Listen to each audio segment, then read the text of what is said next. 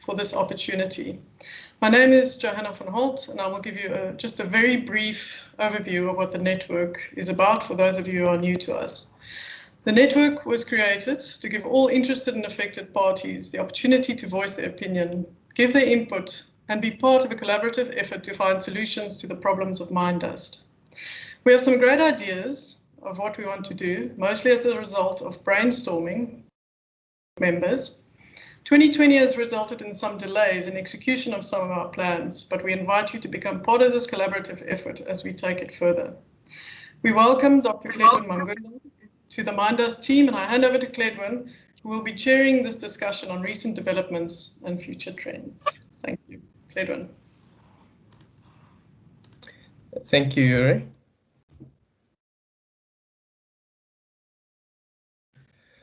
So thank you to all the participants who managed to join us. Right now, we'll just go straight into the program. The list of panel members who are going to be representing us on the respective themes. Mr. Brown Motsau, who's going to be representing us on community awareness and education. And we're going to have Mr. Vanus van Wyk, who's going to be representing us on mitigation and rehabilitation. We're also going to have Professor Stuart Pickett on monitoring and measurement. And then in the place of Dr. Sizwe Pakati, sorry about that. In terms of exposure and health, we're going to have Mr. Brian Mongoma speaking on that front.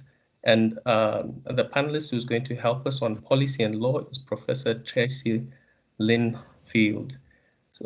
So those are the panelists, and I'm going to give you a brief biography of each panelist before they then start off according to the program to give us the presentations that they have for us. So the first speaker was going to be Mr. Vanus van Wyk. Van Wyk, this is his short biography.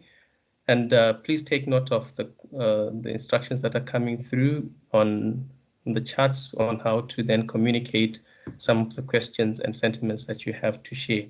So he's the author of the Dust Management Guideline for Tailing Storage, Anglo Gold. He's also worked in sustainable development, focusing on rehabilitation of mine impacted land, which has positioned him as an expert, so as other experts that are joining him on the platform. So he's a leader in terms of the practical application of environmental solutions at a large scale, and this has produced tangible results.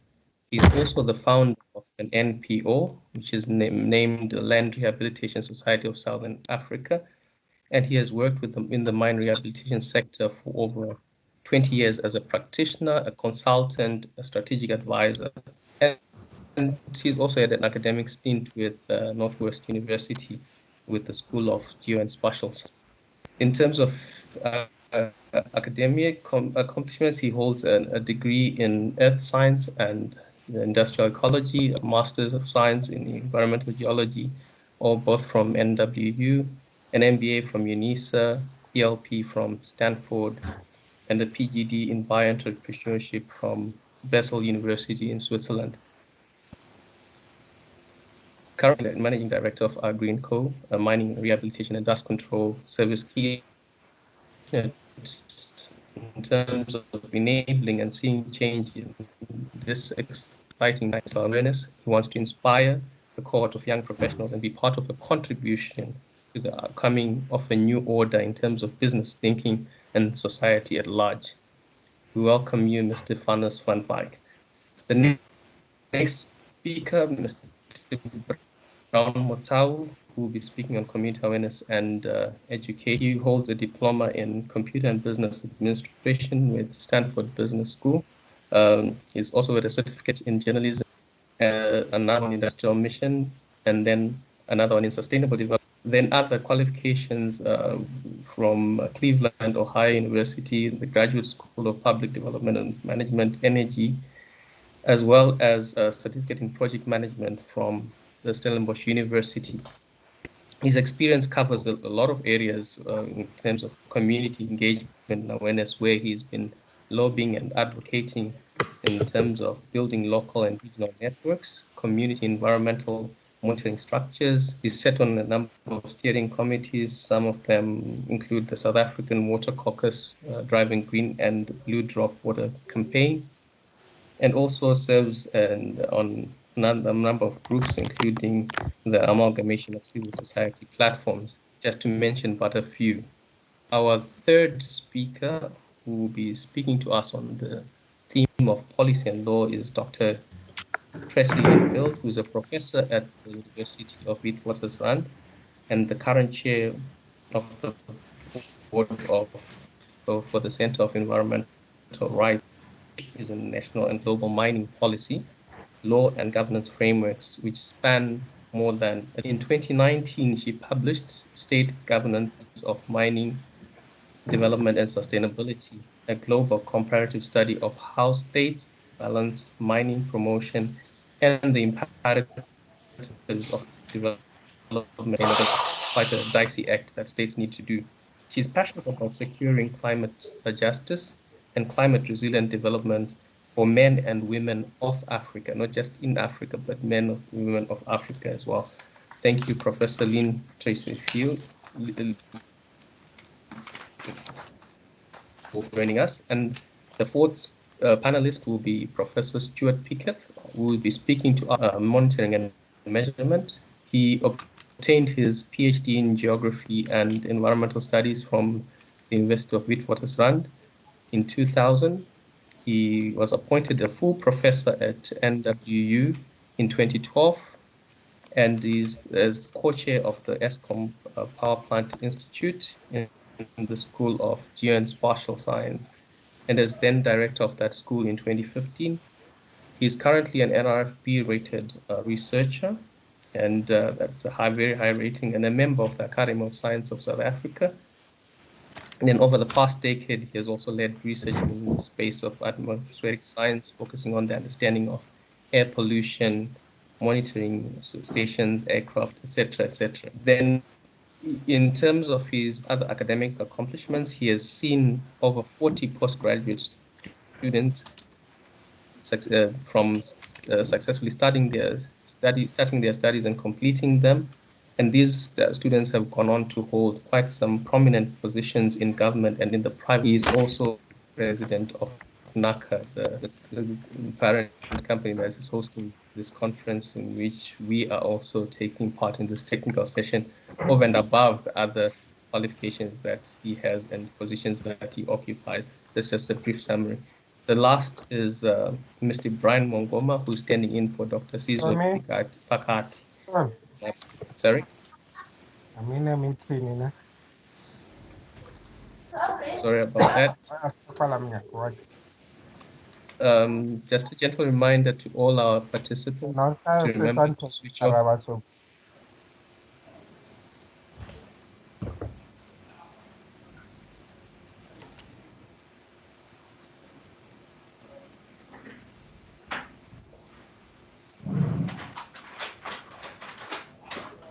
Edward, your mic is off. We can't hear you.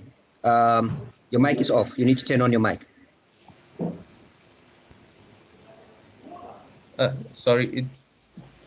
Thank you for that. I didn't notice that it had gone off.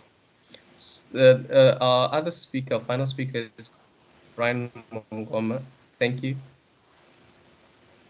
And his qualifications are: he's hold a BTech degree in environmental health from Tshwane University of Technology, and certificate in environmental control from the Chamber of Mines, now Minerals Council of South Africa, and is currently doing his second year in his MPH with the Wits University, where in the School of Public Health. He's also working with the Minerals Councils of South Africa as the deputy head and occupational hygienist. He represents the interests of the MCSA members at the tripartite stakeholders meeting, and also direct regulators and other stakeholders in order to give input and on new or amended occupational matters. He is also a registered member of the Southern African Institute of Occupational Hygiene. And then he's also served as the PCC past vice chair for the same organization, and he's a member of the Mine Ventilation Society of South Africa. So those are our panelists. May we please welcome them. And without any further ado, I'll hand over this time to our first speaker, Mr. Vanus van Wyk.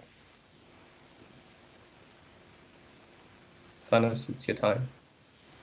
Thank you very much, and good afternoon to everybody. In the interest of saving a bandwidth, I'm not going to put my face up now. I'll put it up a bit later, and so then I will jump straight into the presentation.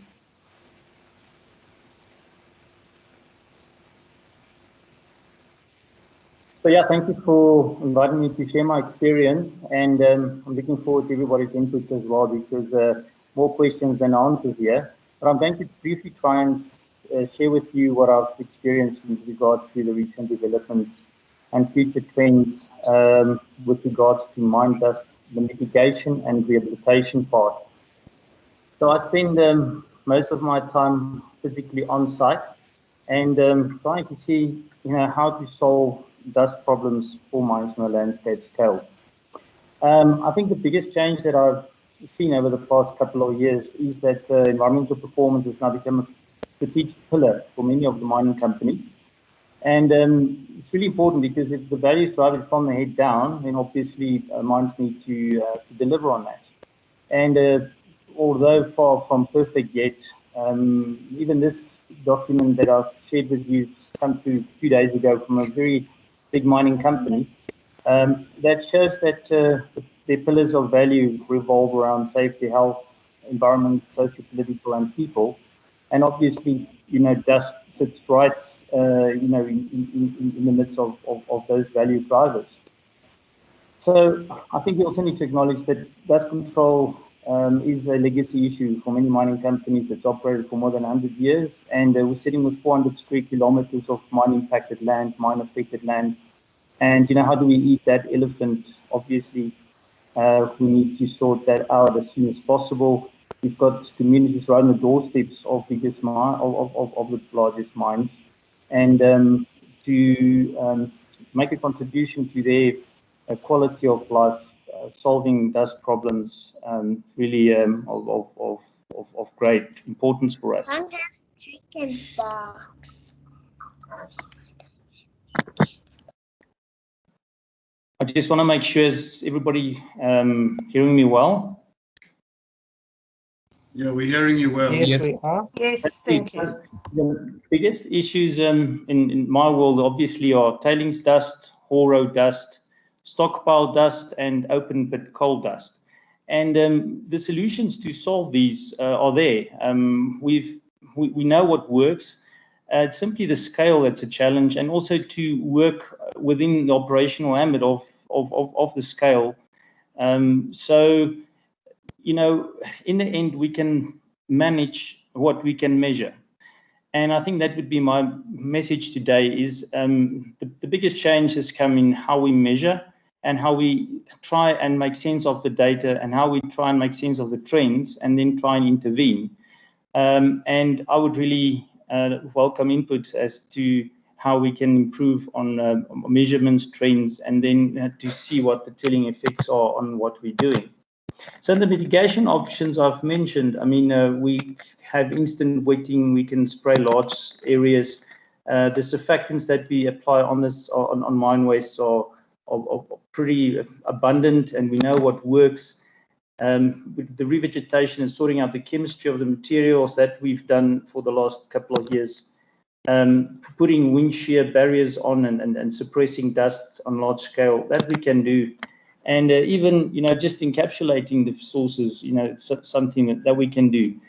I think in the end, the data that needs to inform the budgets to incorporate solutions on a large scale, and then to change a culture of expenditure specifically relating to mine waste facilities and haul roads and dust.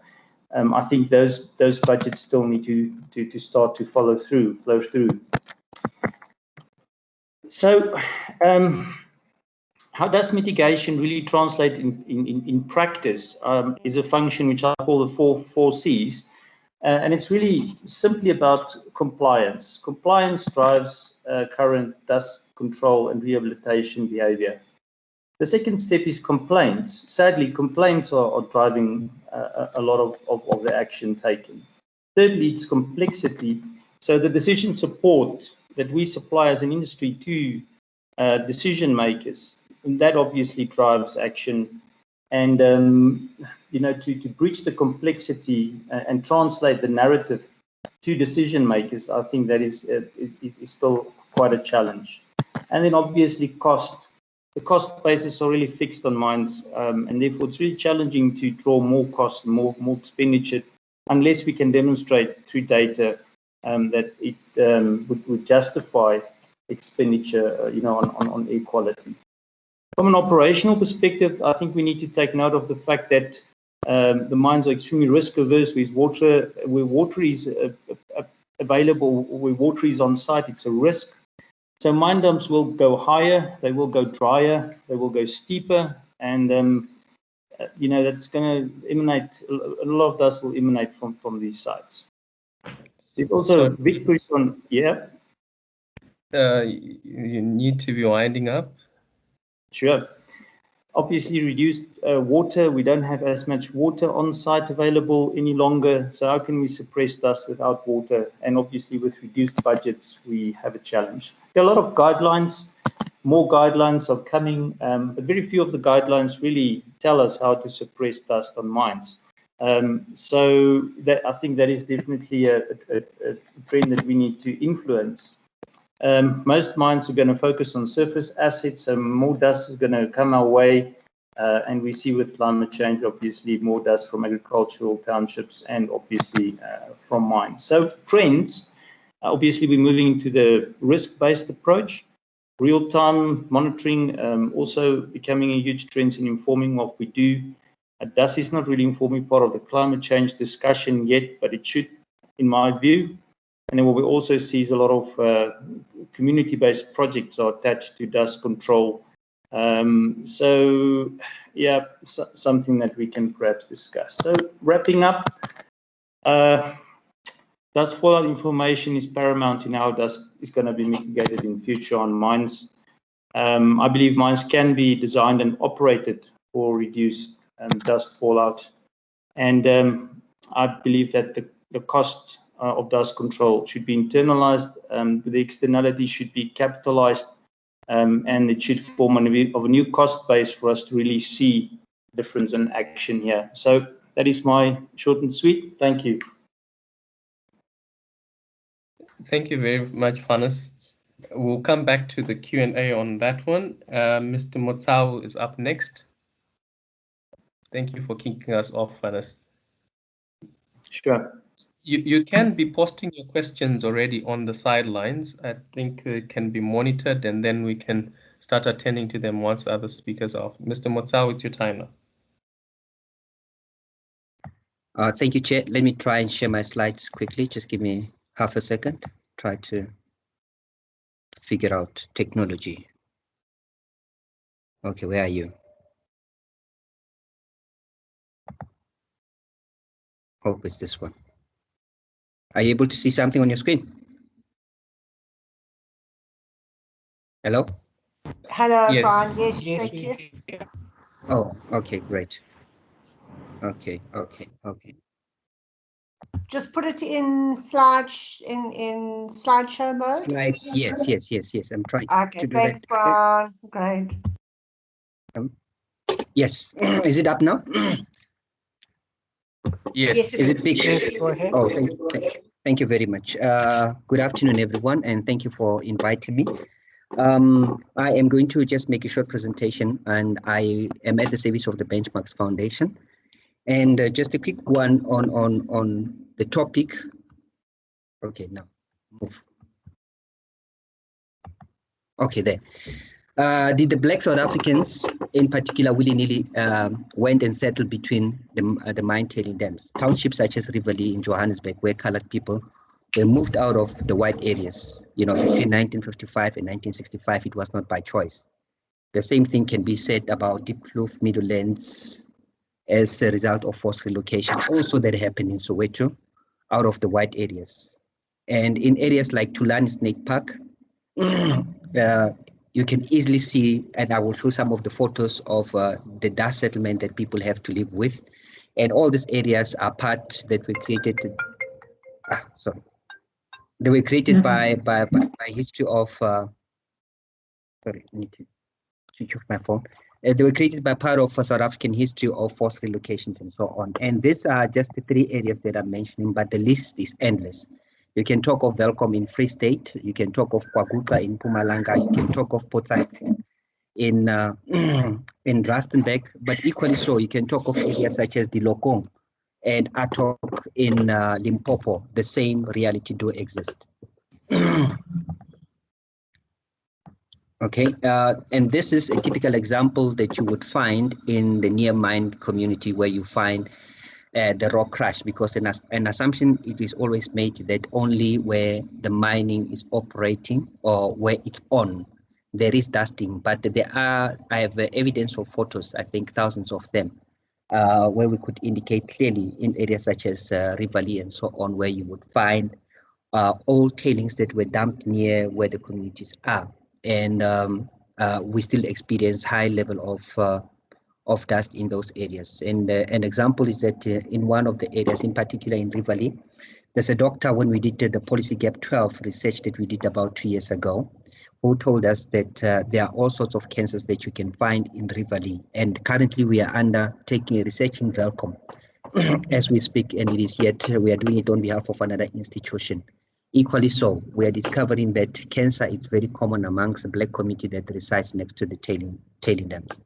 And the history is very fascinating what we are uncovering. We are uncovering that Africans, they are not used to talk openly about the impact and the kind of illness that are associated with mining tailings. And in Welkom, we have spoke to a number of people, and all of them, they're telling us that tailings are seen or are viewed by the community as part of a case, despite the education that is out there of cancer and so on.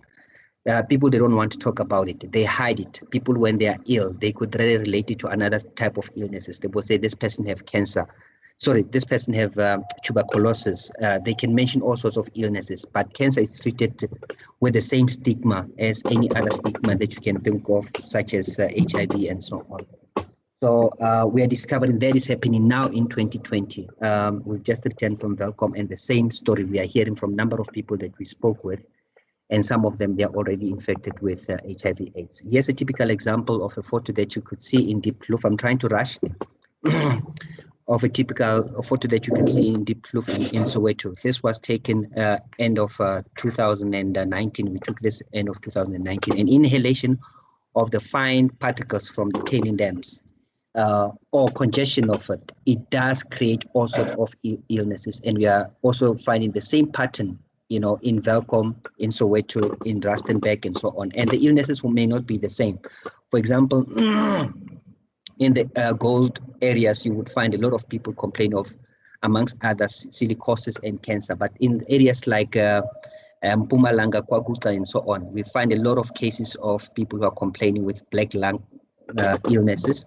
And while in Rustenburg and parts of the Bushveld, we hear a lot of people complaining of platinosis. And I happen to be part of the regional network of ex-mine workers, and all of them, you know, ex-mine workers in about 12 countries in Southern Africa, all of them, they complain of the same thing.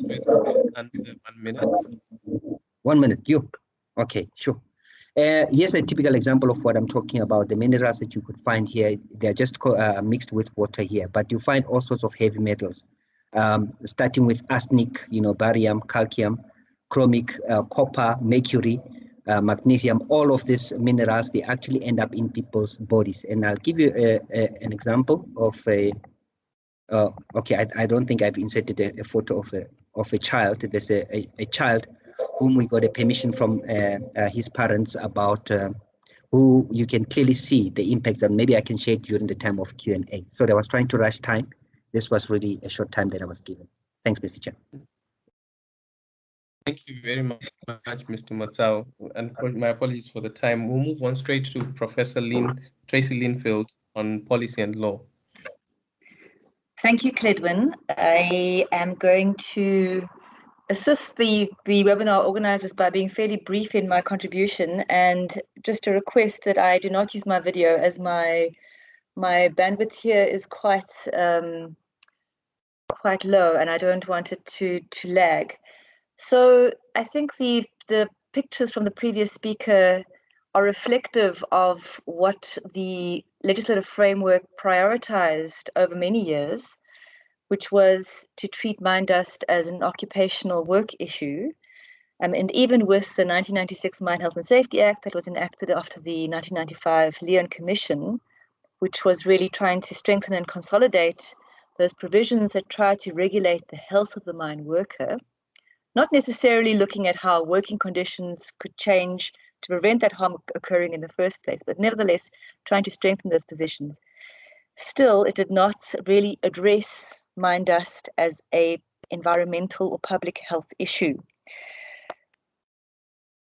In 1998, we had the enactment of the National Environmental Management Act, which laid down principles for environmental management in South Africa, and following that, the enactment of the Air Quality Act within that frame, a specific Environmental Management Act related to the National Environmental Management Act. And it is under that framework that we now have seen regulations being passed that try to address mine dust as a public health issue. Under this act, the National Air Quality Act, dust control regulations were gazetted in 2013. Many of the participants might be familiar with these regulations. And the purpose of these regs was to lay down a framework for really, firstly, a dust monitoring program, which would then, if certain levels were exceeded, translate into needing to prepare some kind of plan. And if that plan wasn't complied with, you had the potential for enforcement action in the form of criminal enforcement. So those are the regulations that are still currently in place. The dust control regulations of 2013 under the National Air Quality Act. Draft regulations which are intended to replace these regs were gazetted in May of 2018, but although it was mooted that they would enter into effect in 2019, I checked and I did not see that these regulations have yet commenced. So we're still dealing with the dust control regulations, which are seen as ineffective, really, in addressing this mine dust problem, and not adequately enforced. Has there been, is there any movement on the policy horizon? So it doesn't seem to me that there's anything, major in the pipeline. And if I look at some of the most recent regulatory instruments that have come out of the Department of Environmental Affairs, for example, the strategy to address air pollution in dense and low-income settlements, which was a strategy gazetted on the 17th of May 2019. Now, one would expect air pollution, low-income settlements, that you'd have some, at least, mention of mine dust. That strategy doesn't even mention mine dust.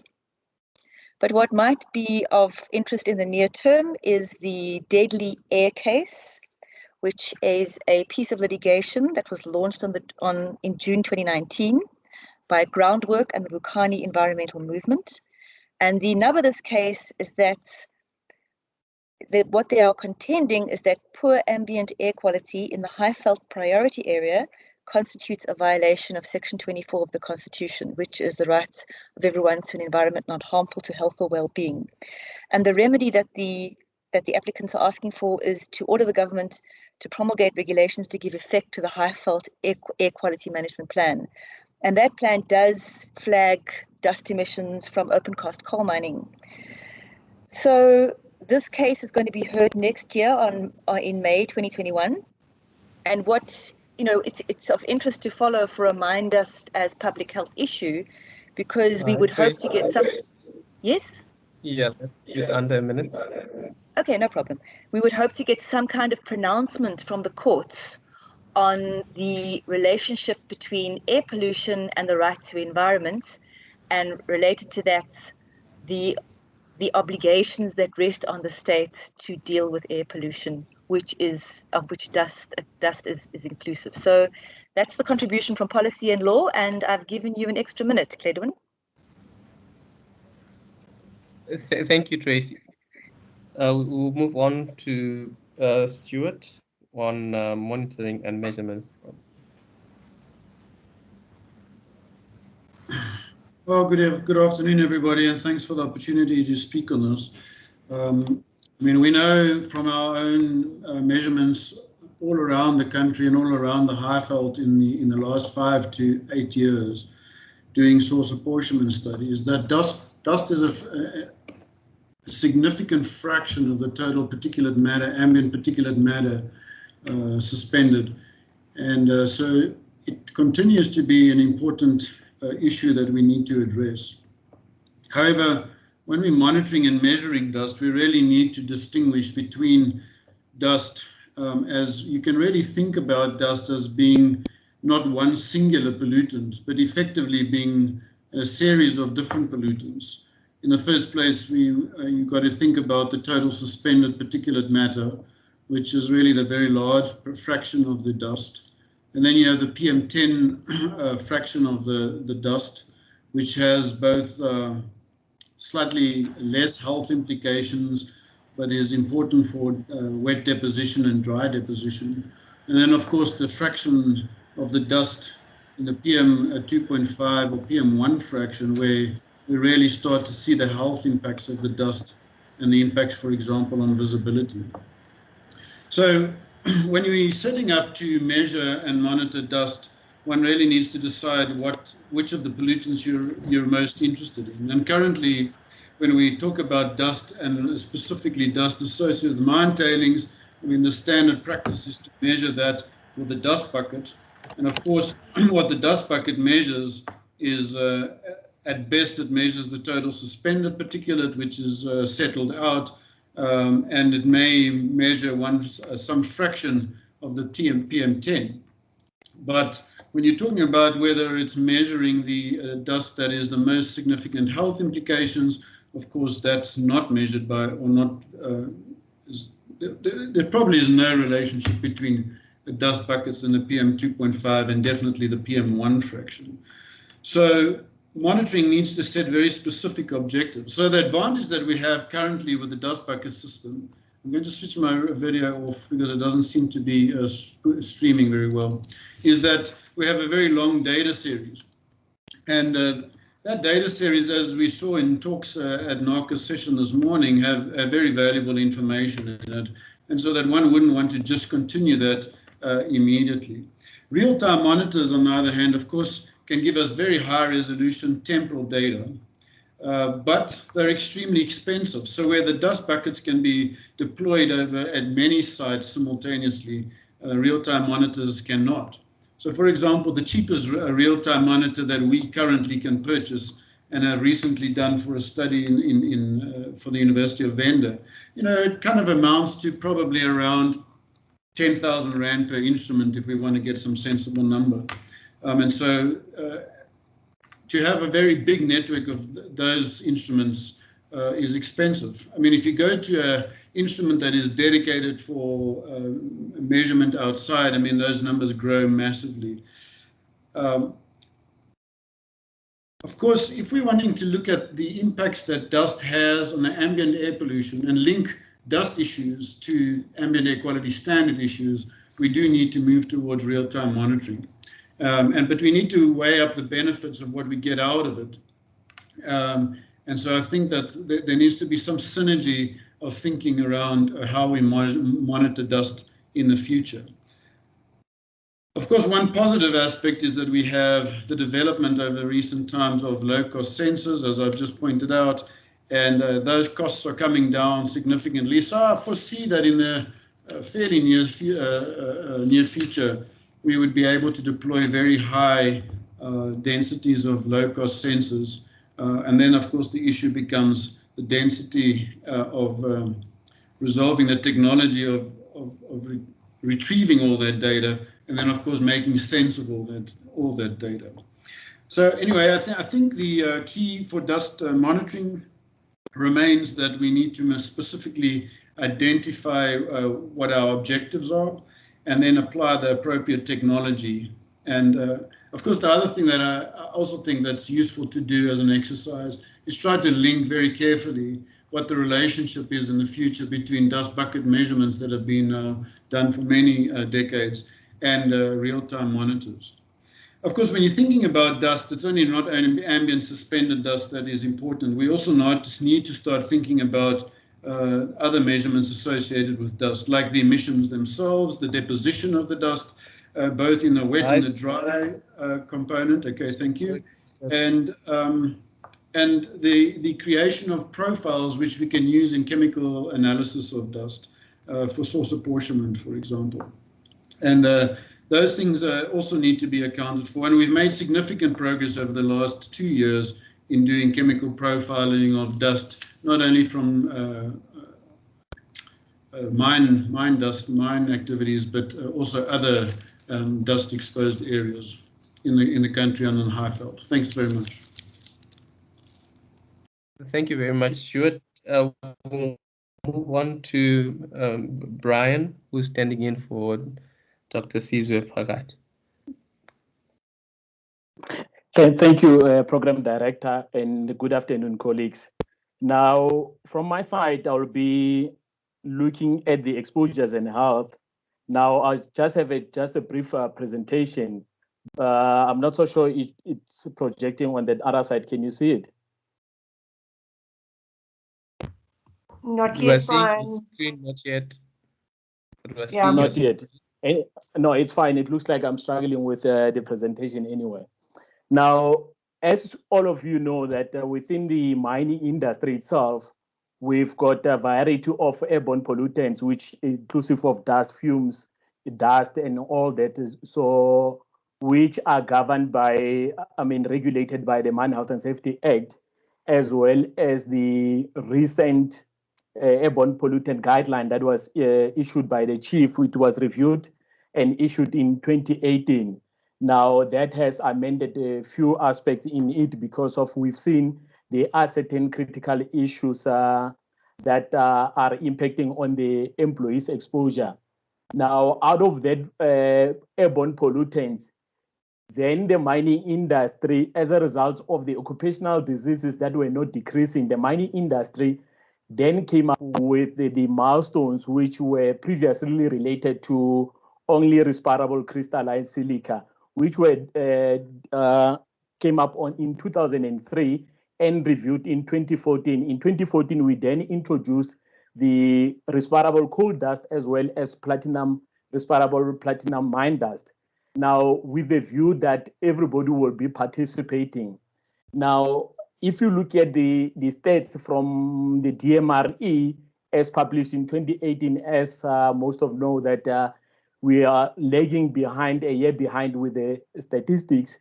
So the one that has been published in 2018, you look at silicosis cases, they have been decreasing over years, over the 10-year period, as well as when you look at the overall airborne pollutant exposure, which are consolidated, not pollutant specific as reported by the DMR, the A category, which is greater than the OEL, we have been decreasing, we've been improving.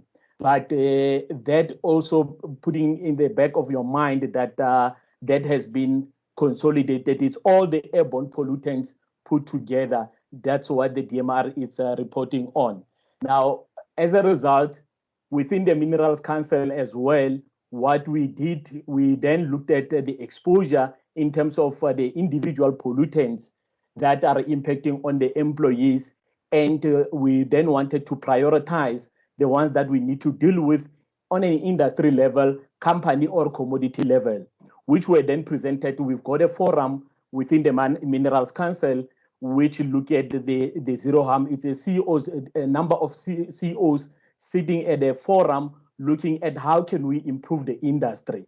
Now, we then presented this to them that we want to look at respirable crystalline silica as well as respirable coal dust as our priority, especially from 2021. We know that we've got milestones.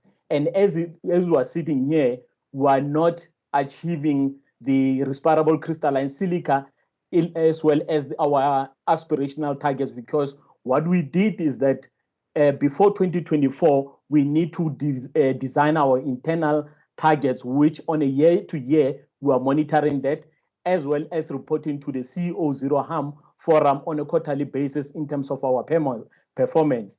Now, having observed that with respirable crystalline silica and coal dust are not performing, we then came up with a new initiatives and a new way on how to report. Now, part of that, which the previous speaker has highlighted, is a continuous real-time monitoring, which is we've proposed that all the significant hazards that the Minerals Council has identified, we now have agreed that we are going to put continuous real-time monitoring. The how part we'll still have to develop. You're left with under a minute. Okay. Now, within this, Minerals Council has got some initiatives which are the leading practices. We've got 6 of the leading practices which members can see on the website, on MOSH website. So we've got different data. So we are doing our best in terms of reducing the exposures. Thank you, Chair.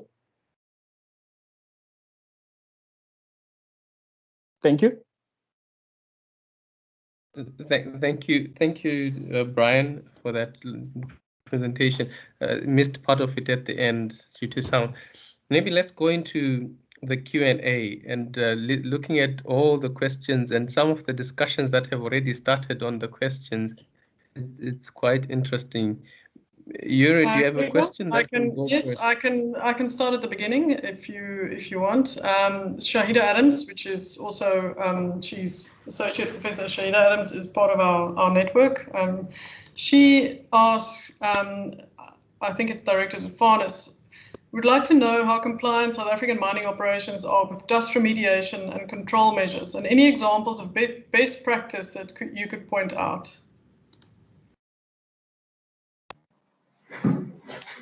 Hi, Shahida. Gee, that's a tough question. So I've answered you in the meeting chat, and I think that South African mines are really trying hard with the monitoring equipment prescribed and with the modeling and within the legislative framework to provide the most current information that can be derived with the measures at hand. So I do think that from a compliance perspective, we need to ask what is seen as compliant. So from most of the data sets that I've seen, I think that most mines are managing the air quality to fall within the industrial fallout limit.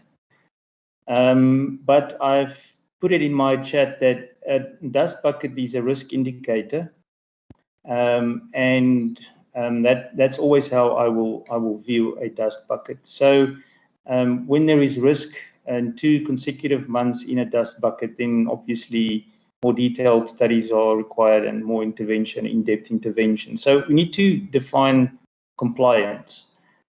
If we consider it from a perhaps community perspective, they don't want to see, frequent dust. So they might not link the expectations of compliance with what is seen in the dust buckets. Most mines have an environmental officer that looks after it, after dust control efforts. So resources are apportioned to that, and if that is viewed as compliant, then I would say that the South African mines are trying their utmost best to generate information and to see that they try and understand the air quality space better. In terms of continual improvements in air quality, I think that there might be a bit of a knowledge gap there to see year-on-year improvement, because our seasons are not the same and operations change. Compliance, yes, I think they're doing their best. How that is relayed through to communities, that is a different discussion. And then from a best practice guideline or best practice, I also think information is readily available today. There are a lot of consultants that advise on best practice. I do think that there has been specifically one mining company that's put a lot of effort into deriving a best practice guideline, which was Anglo Gold. And there are many other mining companies who were drafting internal guidelines and best practices for their operations. I do think that there is an opportunity to look at a regional approach to dust fallout management. So many mines are close together, and I do think there is space for us to put together something more formal for the industry. So hopefully that answers the question. Thank you, Fanos, for that answer. Yuri will take the next question. Yes, Fanos, that's why we like you at our network events, because you always have a lot to say. And this next one is for you as well. You did answer it in the chat, but maybe you can just briefly, Professor Giles Wicks from Oxford, one of our steering committee members, is also in the discussion. He's asked Fanos, I was wondering about the geochemistry of mine tailings and how rapidly revegetation can be achieved. Also, given wind velocity acceleration on the flanks of mine tailings, is there evidence for specific zones on mine tailings being particularly susceptible for dust emission? If you can just briefly answer that one. Yeah, right. So, yes, the geochemistry has an effect on revegetation, success. We have figured out how to establish vegetation, at least for medium timelines, 10 years on really aggressive tailings. We know how to ameliorate it, we know how to irrigate it, and yes, we can establish vegetation on tailings. It takes about 3 months to establish and about 6 months to mature, and then if you maintain it, it will last for probably 7 to 10 years, depending on the geochemistry, but it can be done.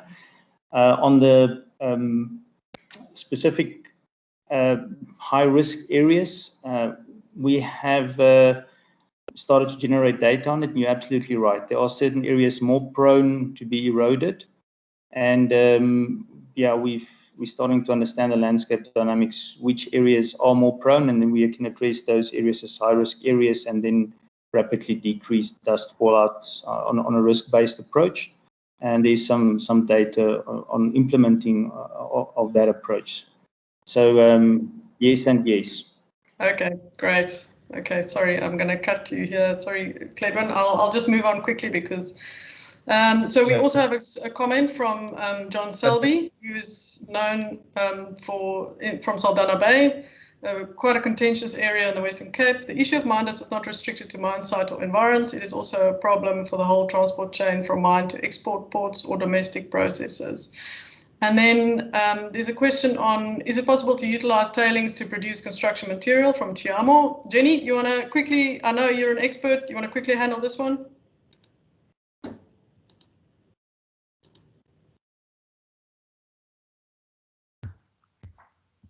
Sorry, you caught me on the back foot there. Will you just which question are you addressing? I'm busy writing down the others. I know with SEBA's work on utilizing mine tailings. Yes, I was actually just thinking about that now. Yes, so tailings has come on really strongly as a culprit for dust, and somebody asked if we can use them, and absolutely, that's another big research thrust of mine. Really, there is no need for us to have tailings at all, in my opinion. So there is a lot of work being done on that, on repurposing tailings. There's a lot of options that we can apply to recovering metal value, looking at downstream use of the bulk materials, and here we started this work about 10 years ago, and the mining industry and everybody sort of rolled their eyes and thought, blue sky.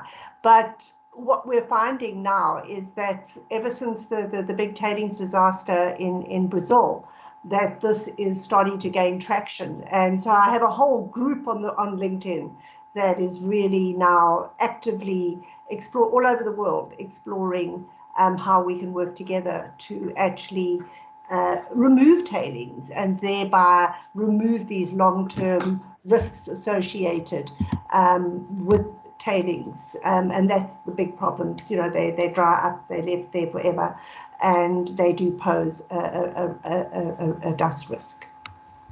Okay, then a question, do the current dust from Ian Holdness, City of Cape Town?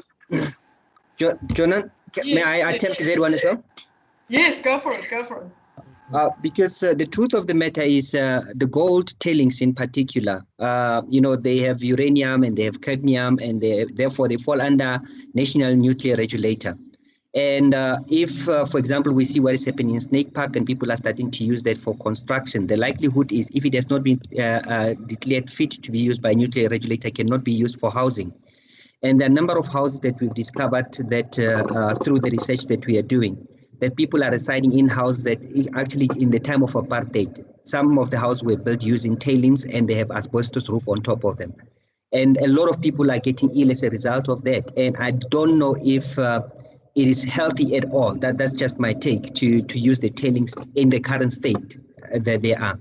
And the moment, the truth of the matter, just responding to the previous speaker, the truth of the matter is once the mines start operating, the effort to mitigate dust mines stops. And we see that everywhere, whether you're saying in Free State, in Welkom, or the 2,500 that you see from Springs in the Witwatersrand, from Springs all the way to Virginia in Free State, you know, in an S shape. Once the mines start operating, all efforts to mitigate the dust immediately stop. And that's a fact that cannot be denied. Thank you, Brown. I think you bring about the two-pronged nature of secondary resource utilization, that you need to extract whatever is of value, whatever is the pollutant, before you can then use the other products for secondary use. And I think Jenny in her research, they're covering that as well, especially looking at the fact that some of these tailings have now got the quality of ore, which is synonymous with what used to be the ore back then. So you now have a very good situation where the tailings are now a source of value as opposed to just a formerly disposed useless material in quotes. So thanks for bringing that. That is a critical point, Brown. Yore, may you please help me with the next question? I can see the one from Ian where... Yes, okay, Ian Geldnys from the City of Cape Town. Do the current dustfall regulation residential dustfall rates offer adequate protection to communities given the heavy metal content of some of these mines and other sources? I don't know, Stuart, you want to have a go at that one, or...? Oh, sorry, Joe, you're going to have to repeat that for me. Do the current dustfall regulation residential dustfall rates offer adequate protection to communities given the heavy metal content of some of these mines and other sources? Stuart, I'll take that if you want. It's Harold. Go ahead, Harold. This question reflects a fundamental misunderstanding of the nature of monitoring. The dustfall monitoring is a monitoring for management purposes. Monitoring per se does not protect health. As Stuart said in his presentation, one has to understand the objective of monitoring programs, and dust buckets, for all their simplicity, provide a prompt and effective management information to give warning that a dust source is either well managed or not well managed. If it's not well managed, that the owner of the facility has to take action to mitigate that dust. It does not protect the health per se. And to suppose that continuous PM10 monitoring is somehow a better monitoring device that will protect people is totally erroneous thinking. The delay in interpreting PM10 or PM2.5 data to condense it and attribute the source fraction to the source can take several weeks to months or years of source apportionment before the information is available, and doesn't assist in any way for management. And this applies as well to the comments from Professor Humby. About the regulations. The dust control regulations do not contain penalties for exceeding a dustfall standard. The only penalties that apply is a failure to implement a dust management plan. So it's very hard to establish cause and effect between dust and health. And so the monitoring is only a referee. It's not a substitute for health protection. It is not intended to be a health study. Thank you. Okay, all right, thanks. Harold, we've had many debates about this, and we will continue to have debates about it, because in the dust fall regulations, it does also refer to monitoring identified or likely sensitive receptor locations. But we'll debate this at some other stage, because we're running out of time. Johanna, can I just say something? Yes. Listen, just a quick one. Yeah, just a quick one. Oh, okay. There's one more question, or shall Jenny want to wrap up? Cledwin, what do you want to do? I'll take Brian's last question. Jenny wraps up. Yeah, okay. Please take a couple of questions. I'll take 1 minute to wrap up, because okay. So there's really one more. Sorry, there was a question from somebody before, Kaketse, on the issue of dust trapping. What possible health effects might arise to workers on the ground, and what mitigation approaches would be put in place to curb those impacts? So this is quite a long question. I think, Kaketse, maybe you can join our conversation in the network, and we can tackle that. So Brian, Cledwin, was Brian wanting to ask a question or make a statement? How real, this is to Brian, how real is the decline in reported occupational lung disease, given, I think it was meant to be given the contraction in mining industry and the lack of occupational health service provision to miners post-employment? Does the DMRE report rates or absolute numbers as declining? Autopsy data suggests increases in silicosis and TB in miners. So is what was being reported real with what is was on the ground? Brian, may you please respond to that? Thanks, Chairperson. Shaida, to be honest with you, a lot of mines are not reporting their data to the DMRE. And also some of the employees, when they leave to post-employment, they die without the DMRE knowing. We've been trying to implement a system which is real-time, and also being able to follow the employees that have the ex-employees that have contracted the disease. So we are in a process of gathering all this information, hoping that in future we might have a real-time data that will be able to give us the real figures. But as it is now, we are depending on the mines to report to the DMRE, and as the DMRE enforces the regulations. But with the figures that we have, it's what we get to from the mines. Thank you. Yeah. Yes, thank you, Brian, for bringing that answer. I think it ties in quite well with what is being observed in the States, where you can see that black lung disease has been on the rise since 2010. They are really looking into what could be the possible causes. So internationally, we're also having that. But I think we can continue this discussion even further in the group. Jenny, the time is a minute. I think it's your time to wrap up, and thank all the panelists and the people that are. Jenny, it's over to you. Okay, thanks everybody. Yes, so thank you to the panelists. Guys, you can see we've just scratched the surface. We need 3 hours, not an hour. So really, if you're interested, please go to our website, sign up for our mailing list, join in these discussions. As I think came across very strongly, we have more problems and solutions still. That, you know, dust remains a huge issue. It's a human rights issue. Brown spoke about the fact that probably we don't even know half the health effects because people aren't even reporting them. Measurement and monitoring is key, but probably not, you know, the ultimate solution. We're going to need a lot more than that. There are some, Farner spoke about risks that I thought, you know, were quite scary. He spoke about, you know, climate change posing even more of a dust risk, drier, higher and steeper tailings dumps, and reduced availability of water to suppress dust. So these are all scary problems going forward. There does seem to be, the good news is on monitoring and measurement, that there are some low-cost sensors that have been developed. We seem to be making headway there.